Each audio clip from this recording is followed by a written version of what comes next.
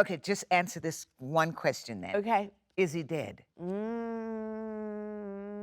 Oh, he's alive. Mm. Mm. Okay, is Bailey really his daughter? Mm. Oh, wow. That's deep.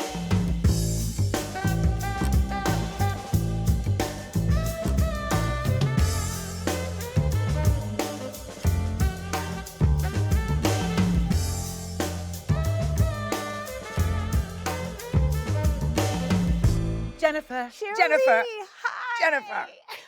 First of all, I'm very happy to be here with you. Me too. Yes, every time I mentioned your name, they would say, oh, she's just the nicest person. Oh, you're going to have such a good time. You love her, and the both of you have dimples too, so it'll be great. So I love that. I love that. That's so nice. Thank you. Yes, oh my God, see, it's true, and you're polite. Well, I mean, I'm not a queen like you are. You came right in, you sat right down, you crossed your ankles, and I was like, people had to come and say, there is a camera. But it's all good. Yes, It's all okay. good. Yeah. I've got a few years on you, so you know I've been practicing at this just a little bit longer. You know, not much, but I do want to talk to you. I have so many questions. I love the fact that when I was thinking about it, I said, when it comes to our careers, it seems like we have so many things in common, you know, that make for, as odd as it may seem, for a normal life. Yes. You know, because with everything, with all the celebrity and all of that, I feel like I have a very normal life. And I think that you have that similar sort of vibe. And we love our kids. Yeah, you know? of course, and all the stuff that comes with it. And I noticed we also, you know, having gone, both of us gone through divorce, you did something that I did as well, and that was to maintain as healthy a relationship with my ex for the health and well-being of my children. And with the spotlight on us all the time, sometimes that can be difficult. But when I look at my kids, when I see you and your kids, I was like, girl, we did that. We did that. We're doing it. Yeah, Yep. we are. Yes, we are, and I love it. It's a good thing. Yes, it is.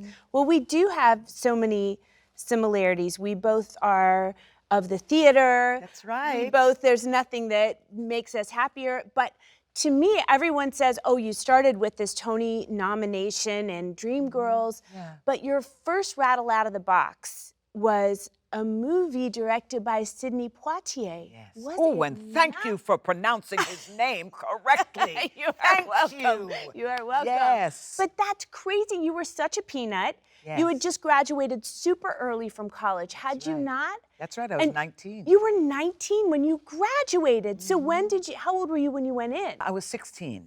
You were 16 going into college. I was 16 going into college, and what really drove me was the fact that my father said to me that I could do anything that I wanted with my life after I graduated from college. Wow, so you were in that much of a hurry. Oh yeah, I had to get out because I knew I was going to make it. You and knew at you were least- going to be an actor. Oh, I knew it. Oh, I had to. Wow. I realized that I was not going to live my mother's dream for me. I was not going to be a lawyer. I was not going to be a doctor, and I was not on the path to marry one. So I just knew that I had to live my own dream. Wow. Plus, my dad gave me the freedom to do that. My Yes. dad said to me, you will come into this world with your mother, but you will probably leave by yourself, and you better leave knowing that you made some good choices for yourself. And so I had to go live my life. Wow. So you were a little brainiac. You sped through school. You got through college, but you were a smart student the whole way through. I mean, everybody thought you were going to do this, you were going to do that. You were like this. And how did you get that first audition? How did you get that first job? I realized that there's something about college, and if you could arrange your classes in the right order, all you had to do is have enough credits to graduate. So if I could carry 20 credits a semester, then I would be good. So I created an independent study.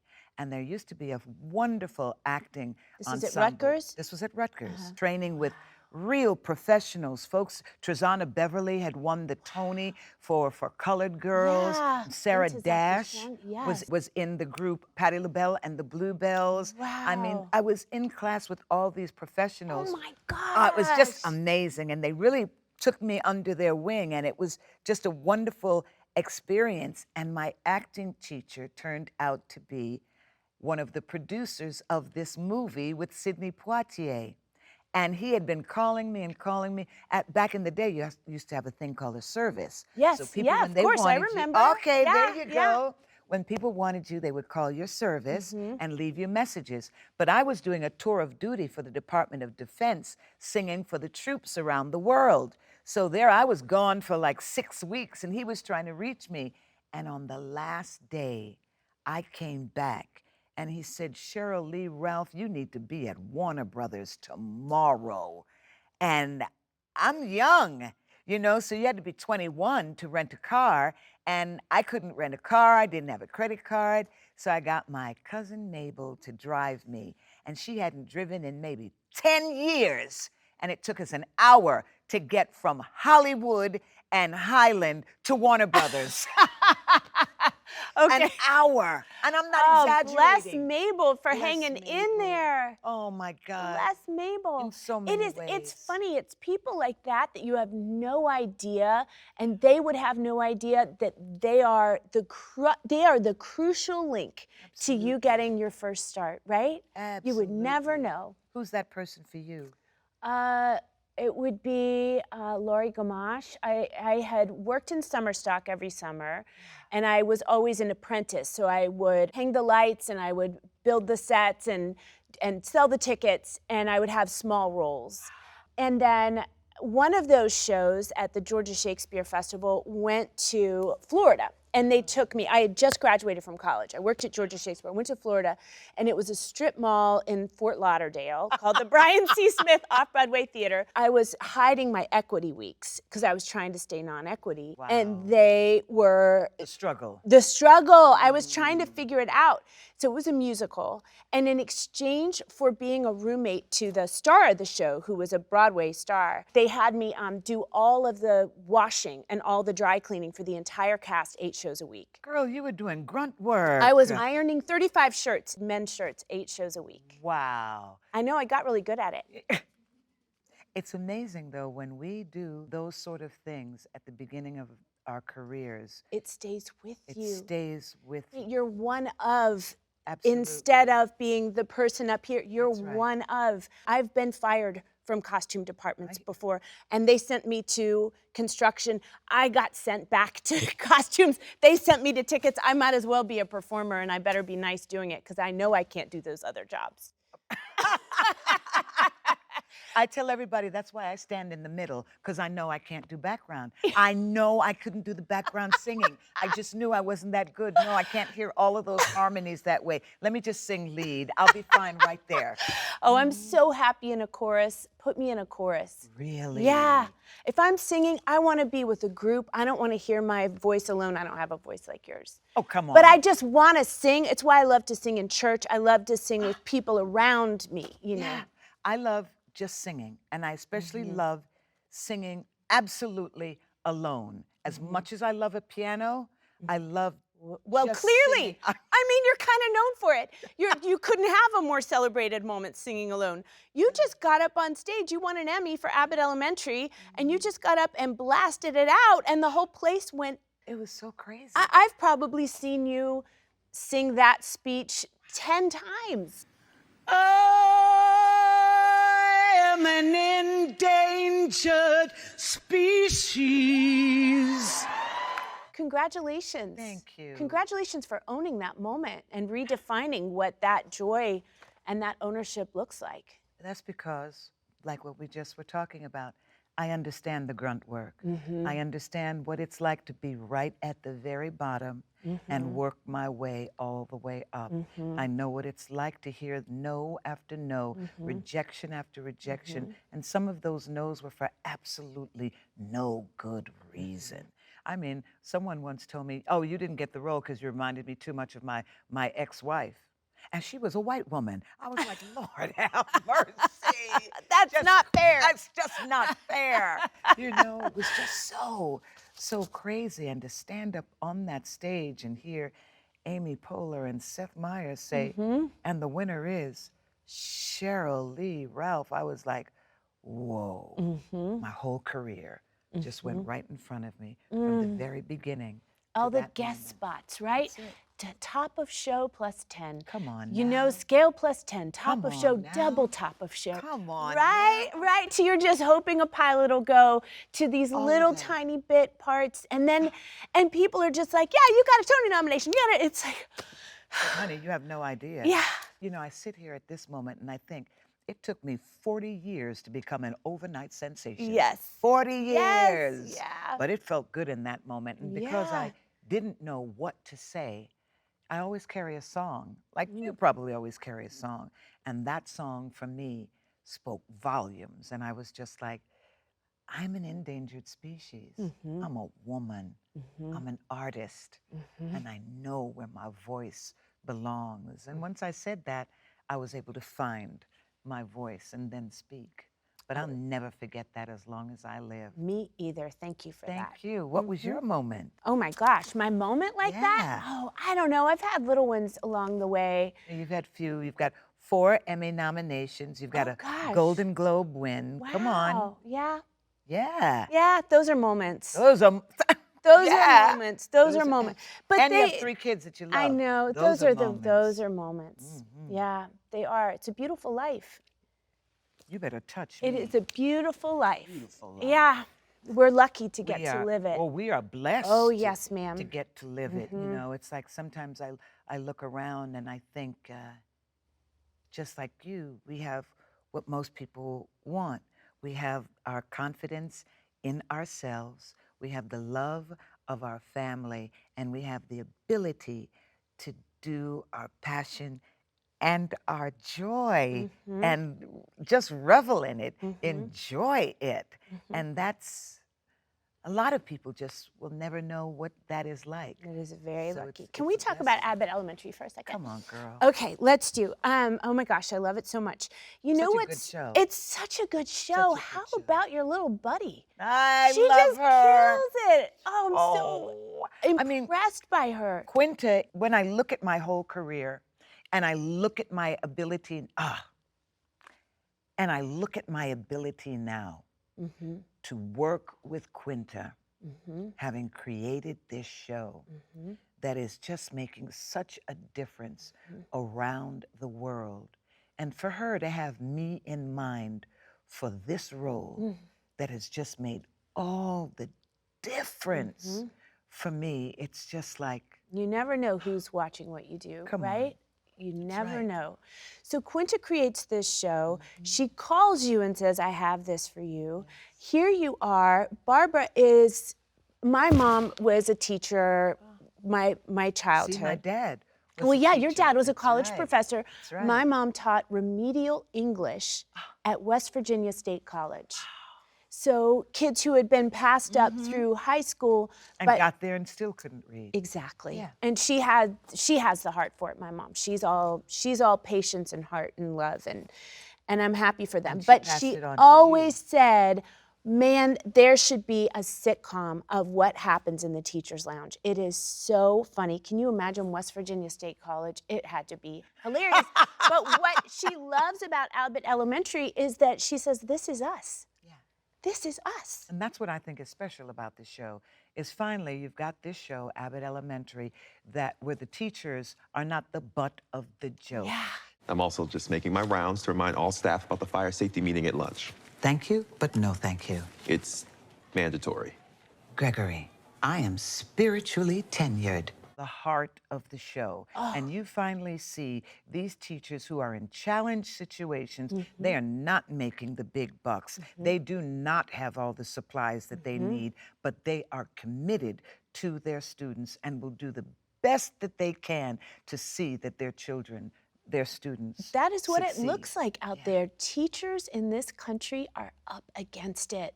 They are up against it, and they show up with their whole hearts wide open every day. There is just no one who has more respect from me Thank you. than our teachers. First of all, education to me has always been the great equalizer. And I always tell young artists that an educated artist is a far more interesting artist. Your ability to read a script I'm gonna Thank steal you. that. Thank you. Thank you for that. I'm stealing that. You're yes. welcome. Your ability to get a script, read the script, and understand exactly what is going on. And if you don't understand, know how to do the research beyond just asking Google. I believe that our greatest resource in the country are the minds of our children. So how is it that we give our greatest resource to people that we do not want to pay? We do not want to respect them by giving them the pay that they deserve. The tools that they need. Thank you to do better by our greatest resource, our children. I just don't understand it. But at the same time, when I look at the ratings in the world about how well countries are educating their young, we're not even at the top of the list. No, not even close. Not even close to the top of the list. And I think, how can America be like this? How can we be, what is it, 47? It's not very good. It's not very good. It bothers me. So I'm very happy that there's Abbott. We can shine a light on the teachers and the need for us to educate all Americans, no matter who they are, no matter what they are, no matter what language they speak, no matter what color they are, no matter what zip code that they live in. All of America's children deserve a great education. Amen. Yeah. And Barb is determined to give it to them. Yes, she is. And she does it with poise and with class. And we don't see her home life As much. very exactly. much, but we do meet her daughter. And it tells you so much. When we don't go home with Barbara, how much work do you do to imagine and to enrich that part of the character for yourself? Barbara Howard and that wig of Barbara Howard's is something I know very well. I think we all have a teacher with that wig, and we've all had the teacher that no matter what, they were going to stand up for you. They were going to encourage you. And I've been surrounded by teachers like that. Women in my church, women in the church choir, women in my community, some of the teachers that I had. I tell people I'm what mentoring looks like. I'm what the belief of others looks like, because they poured into me. They saw something in me and they worked to make that blossom. So I remember and I think about those teachers. I think about my Auntie Carolyn, a reluctant teacher turned blue ribbon principal in Washington, D.C., and how she strived to make sure that her students knew that there was more and better in the world for them. So I just lean upon my knowledge of those people. And it just helps me so much when I think about that. But you know, I have to ask you something. Okay. When I think about, last thing he told me, girl, you are struggling with that stepdaughter, my goodness. I was watching it and I was just want to say, get it together. Bailey. What? What are you gonna say, Hannah? What the could you possibly say right now that would make any sense? Nothing. There's nothing to say. I mean, you've got a great relationship with your kids. How do you lean into being so nice and patient with that bad little stepchild? How? She is not very friendly. Hannah's stepdaughter is played by Angauri Rice. She is such a fine actress. Yes. It was a real challenge for me to not play her mom. That's the relationship I know. I know, even with the teenager, I love my teenagers. I know that there's usually an easy way for me to turn them around when they're getting too crunchy. And it doesn't really happen that much. And if it does, I know when to give them space. I know when to lean in a little bit. I don't always get it right. Right. But they're my kids, you Right. know, they're my kids. We're raising each other. But Bailey, Hannah, has never had a kid. She never planned to have a kid. She didn't really have a mom to have a relationship to bounce off of. And Bailey didn't have a mom and has never planned to have a mom. She's so close to her dad. So the two of them are oil and water, but Hannah wants it to be lovely. She wants to kind of make it work. She just kind of doesn't know what the steps are. And they're just put in this position where she doesn't have a lot of choice but to be patient. Well, when it got to the point when you realize you don't know who these people are, I was like, wait just a minute, because that's what I got up to. And I was like, oh my God, what's going on here? Now, I have to tell you something though. See, I'm the person, when I get a good book, guess which part I read first? Oh, you flip to the end. I go right to the end. Yeah. I want that end chapter. Yeah. Because then I can get through the book. So how is it for you with TV when you can't binge it? Are we friends? Are you hoping for a little something to come your Absolutely. way? Thank you. Absolutely. I'm allowed to talk about this? No? Okay. Oh, not even a little bit. Okay, just answer this one question then. Okay. Is he dead? Mm. Oh, he's alive. Okay, is Bailey really his daughter? Oh, wow. That's deep. Oh, okay. Okay. All right then. I got it. So I won't get the last chapter. It's a really good book, and you can buy the book and flip to the end. Okay, there you go. When you get your script, do you read it? Yeah. Episode to episode. You read it? I don't read it. You take the sides as they come, Well, we sit down and we have a table read. and you discover it in the table I read. discover it in the table read. Oh. Yeah, I never read So it. you let it hit you there, and you see how you naturally react to it. Exactly. Yeah, no. No, I couldn't do that.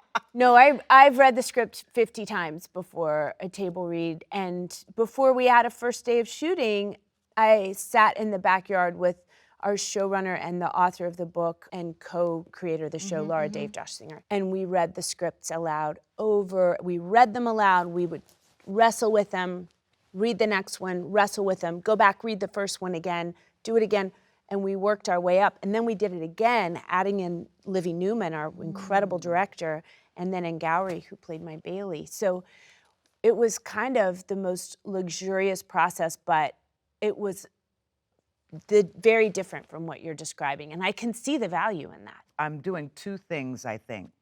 One, there's a skill called cold reading. Yeah, of course. So I am always working on my ability Yeah. to just pick up the script and give life Yeah. to what those words are. And we're now heading into our third season of Abbott Elementary. I've not taken a walk into the writer's room or the producer, with Quinta about it. I'm just like, come on, let's do this. And Wow. we just do that every week. And everybody Wow. always says, well, are you asking for this or asking for that? I'm like, guess what? I won an Emmy. I'm not asking for anything because they're doing very well by me. Just keep doing what it Do you is you're think we doing. could see Barbara retire? I think, who knows, 5-6 years from now, but she's going to be that teacher that, we're having a huge shortage now of teachers. Yeah. And they're asking teachers who have left the industry Yes, to come back. Yeah. And I'm not going to put any words into what might happen in the Right. show because I absolutely This is do just not your know. Barbara brain This is- saying, yeah. Exactly. She might think about it, more time with her husband and all of that, the time that she hasn't had. I think she'll probably choose to stay Yeah, with those within the kids. school. Yes. Now, one more thing. Uh-huh. Talking about last thing he told me. First of all, every time you touch the pillow and he's gone, that's such a great thing. How did you come up with that? That happened pretty naturally. I think it's the first time she's gone up to her room, and what do? Hannah doesn't know how long he's been gone or going to be gone, where he is, if he's safe, if he's alive. All she can think of is that something really bad has to have happened. You don't just disappear from a wife that you love the way these two love each other with the soul connection they have. He was just there that morning. He was just on that pillow next to her. I saw that, and it's sometimes in the work, it's not like the big things we do with the characters. Sometimes it's the small things. you know, when you stroked that pillow, and I was just like, oh my God, she really misses him. But the dog is gone. Where is he? Because I was not happy with the whole taking off of it and then those cryptic little messages.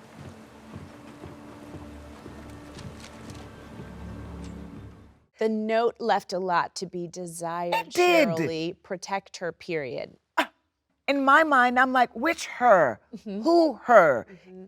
Are they trying to lead me astray here? Is he talking about Bailey, or is he talking about you protecting yourself or something? I was like, what is going on with this man? Okay, the boss. He's the real problem, isn't he? Abbott is a problem. Yes, Abbott is. The boss is bad news. But he's not the biggest problem. There are more problems. Oh. If you stick with this, there are more very large, catastrophic problems. Okay, like your friend. Aisha Tyler? Yes. She's not a problem. How could Aisha be a problem? Oh, she was just too good. Oh, no, she just is that good. Oh, really? Aisha always says that she's the kind of friend who's like, you need me? Okay, I'll get my shovel. Be right there. Okay. Yeah. They're not leading me astray. You can trust Aisha. Really? Okay, good. I'm No, happy. my gosh, my heart would break. You should always be able to trust your girlfriends. But I have to ask you one more thing, though. The man, the lawyer that you call, is he your ex-boyfriend? Yes, Jeff Thank you. Stoltz. Yes, There played you by go. Jeff Stoltz. I thought He's that. my I said, ex-boyfriend. there's some sort of attraction. Yeah, I know, going right? on there. It's so well written. You know, we never had a scene together, Jeff and I, but we have some really pivotal phone conversations. do. Hannah really relies on him as the story goes on. And Jeff so kindly came to San Pedro where we were shooting our first scene together. He was supposed to just be on the phone, and he came and walked under the camera for me all day because the scene was so important. He said, I can't have a scripty reading it for you, or I can't just be on the phone. I need to be here to do this with you. I know, props, right?